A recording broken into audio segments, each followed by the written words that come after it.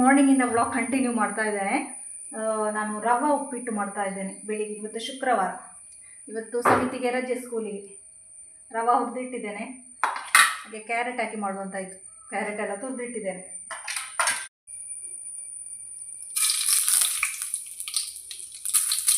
ಉದ್ದಿನ ಬೇಳೆ, ಸ್ವಲ್ಪ ಬೇಳೆ,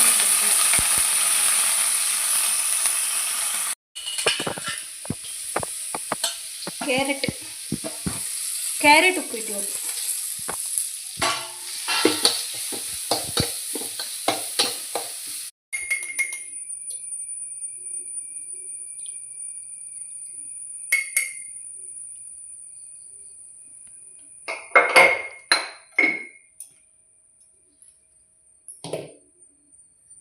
ಶುಗರಲ್ಲಿ ಪಿಜಿನ್ ಉಂಟು, ಪಿಜಿನ್ ಒಪ್ಪಲ ಮೊನ್ನೆ ತಗೊಂಡಿದ್ದೆ. ಶುಗರಲ್ಲಿ ಪಿಜಿನ್ ಉಂಟು, ಪಿಜಿನ್.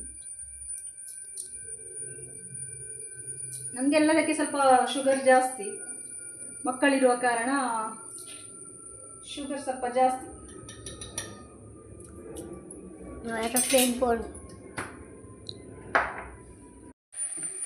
ಕಲರ್ಫುಲ್ ಆದ ನಮ್ಮ ರವಾ ಉಪ್ಪಿಟ್ಟು ರೆಡಿ ಆಗ್ತಾ ಬಂತು. ಸಮಿತೆ ಪೂರ ಖಾಲಿ ಅನ್ಪಡು ಕೊಳದಿಂಪು ಬೆಚ್ಚುಂಡು. ನುಗ್ಗೆ ಸೊಪ್ಪಂತೆ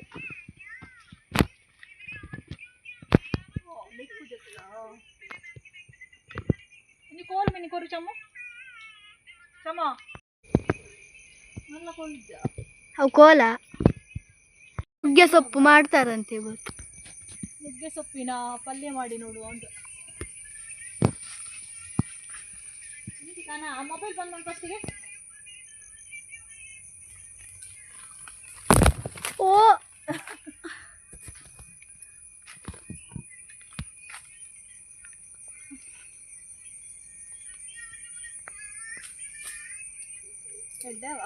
ಸೂಪರ್ ಅಪ್ಪ. ಯಾವ ಮೆಲ್ಲೋ ಮೆಲ್ಲೋ ಇಪ್ಲೆ. ನಾನು ತಿನ್ನಲೇ ಇಲ್ಲ ಇದ್ರ.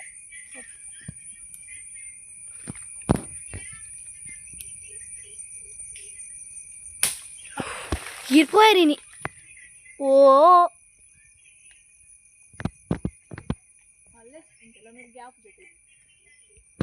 ನೆರಡೆ ದಿನ ಯಾನತ್ತು ನುಗ್ಗೆಗೂ ಆಗುದಿಲ್ಲ, ಸೊಪ್ಪಾದ್ರೂ ಮಾಡಿ ತಿನ್ನುವ. ಅವು ನೀವು ಚೂರು ಬೋಡಿ ಮಸ್ತ್ ಅವು ಎಲ್ಲಿ ಹಾಪುನದ. ಆ ಕೋಲು ಉಂಟು, ಕೋಲು ಖುಷಿ ಚಾಮು ಕೋಲು ಬರ್ಲ ಬಿಟ್ಟ ಕುಜಲ ಬುಡ್ಲು ಉಂಟು. ಅದು ನುಗ್ಗೆಕಾಯಿ ಗಿಡ ಉಂಟಲ್ಲ, ತುಂಬ ದೊಡ್ಡದಾಗಲಿಲ್ಲ, ತುಂಬ ಚಿಕ್ಕದು. ಹಾಗಾಗಿ ಎಲೆ ಕೂಡ ಅಷ್ಟೇ ಚಿಕ್ಕದುಂಟು. ನಾನೊಮ್ಮೆ ಟ್ರೈ ಮಾಡಿ ನೋಡುವ ಅಂತ. ಇದರ ಸೊಪ್ಪು ನೋಡುವ. ಬೆಳಗಿನ ವ್ಲಾಗ್ ನೈಟ್ ಕಂಟಿನ್ಯೂ ಮಾಡ್ತಾ ಇದ್ದೇನೆ. ಬೆಳಿಗ್ಗೆ ನುಗ್ಗೆಕಾಯಿ ಸೊಪ್ಪು ಕೊಯ್ದೆ ಅಲ್ವಾ, ನುಗ್ಗೆಕಾಯಿ ಸೊಪ್ಪು ಕೊಯ್ದ ನಂತರ ಮಕ್ಕಳು ದೇವಸ್ಥಾನಕ್ಕೆ ಹೋದರು. ನನಗೆ ಹೋಗಲಿಕ್ಕೆ ಸ್ವಲ್ಪ ಉದಾಸೀನ ಆಯಿತು. ಫಸ್ಟಿಗೆ ಹೋಗುವ ಅಂದ್ಕೊಂಡಿದ್ದೆ, ಸಾರಿ ಎಲ್ಲ ರೆಡಿ ಮಾಡಿ ಇಟ್ಟಿದ್ದೆ, ಮತ್ತು ನನಗೆ ಬೇಡ ಅಂತ ಆಯಿತು. ಹಾಗೆ ಮಕ್ಕಳು ದೇವಸ್ಥಾನಕ್ಕೆ ಹೋದರು. ಮತ್ತು ಊಟಕ್ಕೆ ನಾನು ಮಾತ್ರ ಇದ್ದದಲ್ಲ ಮಧ್ಯಾಹ್ನ. ಹಾಗೆ ಸೊಪ್ಪು ಹಾಗೆ ಇಟ್ಟು ನಾನು ಮಲಗಿದೆ. ನನಗೆ ಒಳ್ಳೆ ನಿದ್ದೆ. ಲಾಸ್ಟಿಗೆ ಸಂಜೆ ಎದ್ದು ಖುಷಿ ಹೇಳಿದ್ಲ ಸೊಪ್ಪು ಮಾಡಿ ಕೊಟ್ಟಿದ್ದು. ಅದೊಂದು ಇಷ್ಟ ಆಗಿದೆ ಸೊಪ್ಪು, ಸ್ವಲ್ಪ ಇದ್ದದಲ್ವಾ. ಮತ್ತು ನಾನು ಮತ್ತೆ ಖುಷಿ ತಿಂದ್ವಿ, ಒಂದಿರಲಿಲ್ಲ. ಹಾಗೆ ಇವಾಗ ವ್ಲಾಗ್ ಕಂಟಿನ್ಯೂ ಮಾಡ್ತಾ ಇದ್ದೇನೆ. ಇವಾಗ ಗಂಟೆ 9:30 ಆಯಿತು. ಒಬ್ಬನಿಗೆ ಸ್ವಲ್ಪ ಹುಷಾರಿಲ್ಲ, ಸಮಿತಿಗೆ. ಬೆಳಿಗ್ಗೆ ನೀರಲ್ಲಿ ಆಟ ಆಡ್ತಾ ಇದ್ದ, ಒಂದು ಟೈರ್ ಇಟ್ಕೊಂಡು ಆ ನೀರಲ್ಲಿ ಆಟ ಆಡೋದು. ಹೇಳಿದರೆ ಕೇಳೋದಿಲ್ಲ. ಅವನಿಗೆ ಟಾನ್ಸಸ್ನ ಪ್ರಾಬ್ಲಮ್ ಉಂಟು. ಅವನಿಗುಂಟಲ್ಲ ಇಲ್ಲಿ ಗಂಟಲಲ್ಲಿ ದೊಡ್ಡದಾಗ್ತದೆ. ಅದು ನೋಡುವಾಗ ನನಗೆ ತುಂಬ ಹೆದರಿಕಾಗೋದು. ಡಾಕ್ಟ್ರ್ ಹತ್ರ ಒಮ್ಮೆ ತೋರಿಸಿದ್ದೆ. ಆವಾಗ ಡಾಕ್ಟ್ರ್ ಹೇಳಿದರೆ ಏನಾಗೋದಿಲ್ಲ, ಸ್ವಲ್ಪ ದೊಡ್ಡದಾಗುವಾಗ ಸರಿ ಆಗ್ತದೆ ಅಂತ. ಆದರೆ ಅವನಿಗೆ ಸ್ವಲ್ಪ ಕೋಲ್ಡ್ ಆಗುವಾಗ ಇದು ಗಂಟ್ಲಿಗೆ ದೊಡ್ಡದಾಗ್ತದೆ. ಆವಾಗ ಕಿರಿಕಿರಿ ಆಗ್ತದೆ ಅವನಿಗೆ. 2 ದಿವಸದಿಂದ ಸ್ಕೂಲಿಗೆ ರಜೆ ಉಂಟು. ನಾಳೆ ರಜೆ ಇದ್ದರೆ ಒಳ್ಳೆಯದಿತ್ತು, ಇಲ್ಲದಿದ್ದರೆ ರಜೆ ಮಾಡಿಸಬೇಕಾಗ್ತದೆ ಅವನಿಗೆ. ಮೊದಲು ನನಗೆ ಉಂಟಲ್ವಾ, ಇದು ಮಳೆ ಟೈಮಲ್ಲಿ ಸ್ಕೂಲಿಗೆ ರಜೆ ಕೊಡುವಾಗ ತುಂಬ ಸಿಟ್ಟು ಬರ್ತಾ ಇದೆ. ಯಾಕೆಂತ ಹೇಳಿದರೆ ನಾವು ಕೂಡ ಚಿಕ್ಕವರಿರುವಾಗ ಮಳೆ ಬರ್ತಾಯಿತ್ತು, ನಮಗೆ ರಜೆ ಸಿಗ್ತಾ ಇಲ್ಲ ಇತ್ತು, ನಾವು ಹೋಗ್ತಾ ಇದ್ವಿ ಅಲ್ಲ ದೊಡ್ಡ ಮಳೆಗೆ ಅಲ್ವಾ. ಆದರೆ ಇವಾಗ ಒಂದು 2 ದಿವಸದಿಂದ ಆಗ್ತದೆ ನನಗೆ ರಜೆ ಸಿಕ್ಕಿದ್ರೆ ಒಳ್ಳೇದು ಅಂತ. ಯಾಕೆಂತ ಹೇಳಿದರೆ ಮೊನ್ನೆ ಒಂದು ಕಲ್ಲಡ್ಕದಲ್ಲಿ ಇನ್ನೊಂದು ಘಟನೆ ಆಯ್ತಲ್ವಾ, ಸ್ಕೂಲ್ ಬಸ್ ಬಿದ್ದು ಒಂದು ಮಗುವಿನ ಡೆತ್ ಆಯಿತು. ಸ್ಕೂಲ್ ಬಸ್ಸಿಗೆ ಮರ ಬಿದ್ದು. ಹಾಗೆ ಅದರ ನಂತರ ನನಗೆ ತುಂಬ ಭಯ ಆಗೋದು. ನಾವು ಅಂದ್ಕೊಳ್ತೇವಲ್ಲ ಮಕ್ಕಳು ಸ್ಕೂಲಿಗೆ ಹೋಗುವಾಗ ಸೇಫ್ ಆಗಿರ್ತಾರೆ ಅಂತ, ಆದರೆ ಹೇಳಲಿಕ್ಕಾಗೋದು ಎಲ್ಲಿಂದ ಏನಾಗ್ತದೆ ಅಂತ. ರೋಡ್ ಸೈಡೆಲ್ಲ ದೊಡ್ಡ ದೊಡ್ಡ ಮರ ನೋಡುವಾಗ ತುಂಬ ಹೆದರಿಕೆ ಆಗೋದು ನನಗೆ. ಇವಾಗ ಆಗೋದು ಮನೆಯಲ್ಲೇ ನಮ್ಮ ಜೊತೆ ಇದ್ದರೆ ಸಾಕು ಮಳೆಗಾಲದಲ್ಲಿ ಅಂತ, ಮಳೆ ಜೋರು ಬರುವಾಗ ಹಾಗೆ ಆಗ್ತದೆ. ಇವಾಗ ನಾನು ವೀಡಿಯೋಸ್ ಮಾಡುವಾಗ ಉಂಟಲ್ಲ, ಟಿಂಗ್ ಟಿಂಗ್ ಅಂತ ಸೌಂಡ್ ಕೇಳಿಸ್ತಾ ಅಲ್ವಾ. ನೈಟ್ ವೀಡಿಯೋಸ್ ಮಾಡಿದರೆ ಅದೊಂದು ಪ್ರಾಬ್ಲಮ್ ನನಗೆ. ನಾನು ಮಾತಾಡುವಾಗ ನನಗೆ ಅಷ್ಟಾಗಿ ಕೇಳಿಸೋದಿಲ್ಲ, ಚಿಕ್ಕದಾಗಿ ಕೇಳಿಸ್ತಾ ಇದ್ದರೆ ವೀಡಿಯೋಸಲ್ಲಿ ಸ್ವಲ್ಪ ಜಾಸ್ತಿಯಾಗಿ ಕೇಳಿಸ್ತಾ ಉಂಟು ವಾಯ್ಸ್. ಮಗನಿಗೆ ನಿದ್ದೆ ಬಂತು ಪಾಪ, ಗಂಟು ನೋವಾಗ್ತಾ ಇರ್ಬೋದು ಅವನಿಗೆ. ಡಾಕ್ಟ್ರು ಮೊದಲು ಹೇಳಿದರು ಕೋಲ್ಡ್ ಐಟಮ್ಸ್ ಎಲ್ಲ ಜಾಸ್ತಿ ಕೊಡಬಾರ್ದು ಅಂತ, ಇದು ಟಾನ್ಸನ್ಸ್ ಪ್ರಾಬ್ಲಮ್ ಇರುವ ಕಾರಣ. ಅಂದರೆ ಮಕ್ಕಳಲ್ವ ಎಷ್ಟು ಅಂತ ಪಾಪ ಇದು ಮಾಡೋದಲ್ವ. ಮಕ್ಕಳಿಗೆ ಆಸೆವೇ ಕೋಲ್ಡ್ ಐಟಮ್ಸಲ್ಲಿ ಐಸ್ ಕ್ರೀಮ್ ಹಾಗೆ ಹೇಗೆ ಅಂತ ಇಷ್ಟ ಆಗೋದು. ಇವಾಗ ಐಸ್ ಕ್ರೀಮ್ ತಿನ್ನೋದಿಲ್ಲ ಮಳೆಗಾಲದಲ್ಲಿ, ಆದರೂ ಕೂಡ ಏನಾದರೂ ಒಂದು ಚಾಕ್ಲೇಟ್ ತಂದರೆ ಏನು ಮಾಡ್ತಾನೆ ಗೊತ್ತುಂಟ, ಫ್ರಿಜ್ಜಲ್ಲಿ ತೆಗೆದಿಟ್ಟು ತಿನ್ನೋದು, ಅವನಿಗೊಂದು ಅಭ್ಯಾಸ ಅದು.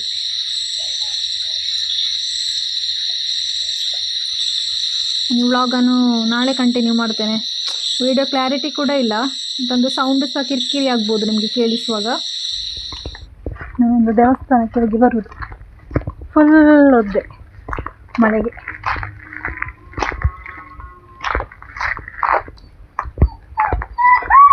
ಮಕ್ಕಳನ್ನು ಬಿಟ್ಟು ಹೋದದ್ದು.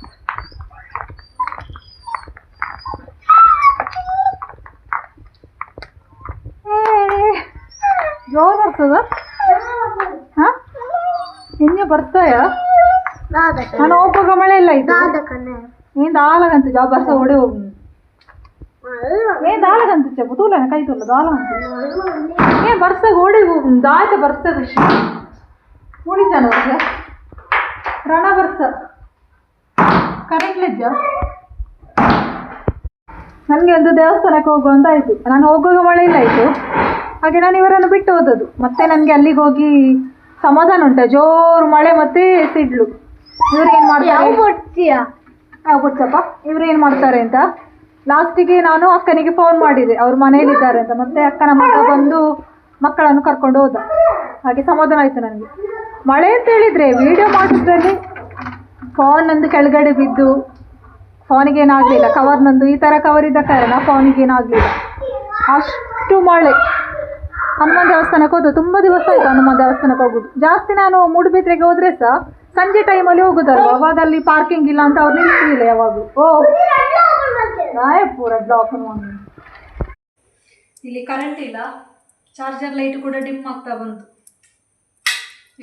ಮಳೆ ಅಂತ ಹೇಳಿದರೆ ಮೂಡುಬಿದ್ರೆಯಲ್ಲಿ ತುಂಬ ಮಳೆ. ಇಲ್ಲಿ ಹೇಗಿತ್ತು ಗೊತ್ತಿಲ್ಲ ನನಗೆ, ಮೂಡುಬಿದ್ರೆಯಲ್ಲಂತೂ ತುಂಬ ಮಳೆ. ನಾನು ದೇವಸ್ಥಾನದ ಒಳಗಡೆ ಹೋಗುವಾಗ ಫುಲ್ ಒದ್ದೆ ಆಗಿದೆ. ಅದು ಕೂಡ ಸಾರಿ ಉಟ್ಟಿದ್ದೇನೆ ಇವತ್ತು.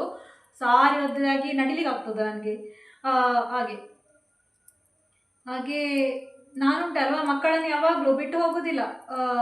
ಇವತ್ತು ನಾನು ಅವರಿದ್ದಾರೆ ಅಂತ ಬಿಟ್ಟು ಹೋದದ್ದು, ಅವರಿಗೆ ಸಡನ್ ಆಗಿ ಕೆಲಸ ಬಂತು ಅಂತ ಅವರು ಸೀದಾ ಹೋದದ್ದೆಯ. ನಾನಾದ್ರಾಗೆ ಬಿಟ್ಟು ಹೋಗೋದಿಲ್ಲ ಮಕ್ಕಳನ್ನು. ನನಗೆ ತುಂಬ ಹೆದರಿಕೆ ಮಕ್ಕಳನ್ನಾಗಿ ಬಿಟ್ಟು ಹೋಗಲಿಕ್ಕೆ. ಯಾವ ಧೈರ್ಯದಲ್ಲಿ ಬಿಟ್ಟು ಹೋಗೋದಲ್ಲ ಮಕ್ಕಳನ್ನು. ಮತ್ತು ನಾನು ಇವರು ಹೋದ್ರು ಅಂತ ಗೊತ್ತಾದ ನಂತರ ಅಕ್ಕನಿಗೆ ಫೋನ್ ಮಾಡಿದೆ, ಪುಟ್ಟು ತಿನ್ನುವ ಅಂತ. ಬೆಳಿಗ್ಗೆ ನಾನು ಅರ್ಜೆಂಟಲ್ಲಿ ಸ್ವಲ್ಪ ಪುಟ್ಟು ತಿಂದು ಹೋಗಿದ್ದೇನೆ. ಪುಟ್ಟು ಮತ್ತು ಚಪಾತಿ ಮಾಡಿದ್ದೇನೆ ಇವತ್ತು. ಅವರಿಗೆ ಚಪಾತಿ, ನಮಗೆ ಪುಟ್ಟು ಮಾಡಿದ್ದೇನೆ. ಹಾಗೆ ಮತ್ತೆ ಇವರು ಇಲ್ಲ ಅಂತ ಹೇಳುವಾಗ ನನಗೆ ನನ್ನ ಸಮಾಧಾನ ಎಲ್ಲ ಹಾಳಾಯಿತು. ಮತ್ತು ಅಲ್ಲಿಂದ ಬಸ್ ಸಿಗಬೇಕಲ್ಲ, ನಾನು ಅದಕ್ಕೆ ಹೋಗೋದಿಲ್ಲ. ಬಸ್ ಕರೆಕ್ಟ್ ಸಿಗೋದಿಲ್ಲ ಬರುವಾಗ. ಹೋಗುವಾಗಾದರೂ ಸಿಗ್ತದೆ, ಬರುವಾಗ ಸಿಗೋದೇ ಇಲ್ಲ. ಇವತ್ತೇನೋ ಪುಣ್ಯಕ್ಕೆ ಕರೆಕ್ಟ್ ಬಸ್ ಸಿಕ್ಕಿತು, ಹಾಗೆ ಬೇಗ ಬರಲಿಕ್ಕಾಯಿತು. ಪುಟ್ಟು ತಿಂದಾಯಿತು. ಹಾಗೆ ನಾನು ಹೋಗುವಾಗ ಉಂಟಲ್ಲ, ಬೇಸಿನಲ್ಲಿ ತುಂಬ ಪಾತ್ರೆ ಇತ್ತು, ಆಮೇಲೆ ಬೆಡ್ಶೀಟ್ ಎಲ್ಲ ಚೆಲ್ಲಾಪಿಲ್ಲಿ ಆಗಿತ್ತು. ನಾನೆಲ್ಲ ಒಂದು ಗುಡಿಸಿ ಹೋಗಿದ್ದೇನೆ, ಮತ್ತೆ ಎಲ್ಲ ಬಂದು ಮಾಡೋದು ಅಂದ್ಕೊಂಡು. ಇಲ್ಲದಿದ್ದರೆ ಇಲ್ಲಿ ಬಸ್ ಕರೆಕ್ಟಾಗಿ ಸಿಗೋದಿಲ್ಲ. ಅದಕ್ಕೋಸ್ಕರ ನಾನು ಎಲ್ಲ ಹಾಗೆ ಇಟ್ಟು ಹೋದೆ. ನಾನು ಬರುವಾಗ ಎಲ್ಲ ಕ್ಲೀನಾಗಿ ಉಂಟು. ಯಾರು ಖುಷಿ ಮಾಡಿ ಇಟ್ಟಿದ್ದಾಳೆ ಎಲ್ಲ ಪಾತ್ರ ತೊಳೆದು. ಒಮ್ಮೊಮ್ಮೆ ಹಾಗೆ ಅವಳಿಗೆ ಮನಸ್ಸಾದ್ರೆ ಉಂಟಲ್ಲ, ಅವಳಿಗೆ ಹೇಳಬಾರ್ದು. ಹೇಳದಿದ್ದರೆ ಅವಳಾಗಿ ಮನಸ್ಸಾಗಿ ಮಾಡಿದರೆ ಅದು ಕ್ಲೀನಾಗಿ ಮಾಡ್ತಾಳೆ. ನಾನು ಮಾಡುವಕ್ಕಿಂತ ಕೂಡ ನೀಟಾಗಿ ಇಟ್ಟಿದ್ದಾಳೆ. ಖುಷಿ ಆಯಿತು ನೋಡಿ ನನಗೆ. ಇಲ್ಲಿ 4-5 ದಿವಸದಿಂದ ಜೋರು ಮಳೆ ಇಲ್ಲಿ. ಹಾಗೆ ಬಟ್ಟೆ ಕೂಡ ಕರೆಕ್ಟ್ ಒಣಗುದಿಲ್ಲ. ನಾನು ಹೊರಗಡೆ ಹೋಗೋ ಬಟ್ಟೆ ಎಲ್ಲ ಮನೇಲಿ ಹಾಕ್ತಾ ಇದ್ದೇನೆ. ಇವಾಗ ಬಟ್ಟೆ ಒಣಗೋದೇ ಇಲ್ಲ. ಹಾಗೆ ಈ ಮಳೆಗೆ ಉಂಟಲ್ಲ ಹೊರಗಡೆ ಹೋಗೋದು ಕೂಡ ರಿಸ್ಕೇ. ಈ ದೊಡ್ಡ ದೊಡ್ಡ ಮರ ನೋಡುವಾಗ ತುಂಬ ಹೆದ್ರಿಕೆ ಆಗೋದು ನನಗೆ. ಮೊನ್ನೆ ಒಂದು ಮರ ಬಿದ್ದು ಪಾಪ ಮಗುವಿನ ಡೆತ್ ಆದ ನಂತರ ಮರ ನೋಡುವಾಗಲೇ ಹೆದ್ರಿಕೆ ಆಗ್ತದೆ. ಈ ರೋಡ್ ಸೈಡಲ್ಲಿ ಇರುವ ಮರ ಇಲ್ಲ ಉಂಟಲ್ಲ, ದಪ್ಪ ದಪ್ಪದ ಮರ, ರಿಸ್ಕ್ ಅಲ್ಲ ಆ ಥರದ ಮರ ರೋಡ್ ಸೈಡ್ ಇರೋದು, ತುಂಬ ರಿಸ್ಕ್ ಅದು. ಗಾಳಿ ಬರುವಾಗ ಬೀಳ್ತದೆ ಅಲ್ವ ಅಂಥ ಮರಗಳು. ಹಾಗೆ ನಾನು ಒಂದೊಂದು ಡ್ರೆಸ್ ಚೇಂಜ್ ಮಾಡಿ ಕೂತ್ಕೊಂಡಿದ್ದೇನೆ. ಹಾಗೆ ನಾನು ಈ ವ್ಲಾಗನ್ನು ಇಲ್ಲಿಗೆ ಎಂಡ್ ಮಾಡ್ತಾ ಇದ್ದೇನೆ. ಇವತ್ತು ಇದೊಂದು ಚಿಕ್ಕ ವ್ಲಾಗ್. ಇಷ್ಟ ಆದರೆ ಲೈಕ್, ಶೇರ್, ಸಬ್ಸ್ಕ್ರೈಬ್ ಮಾಡಿ. Thank you.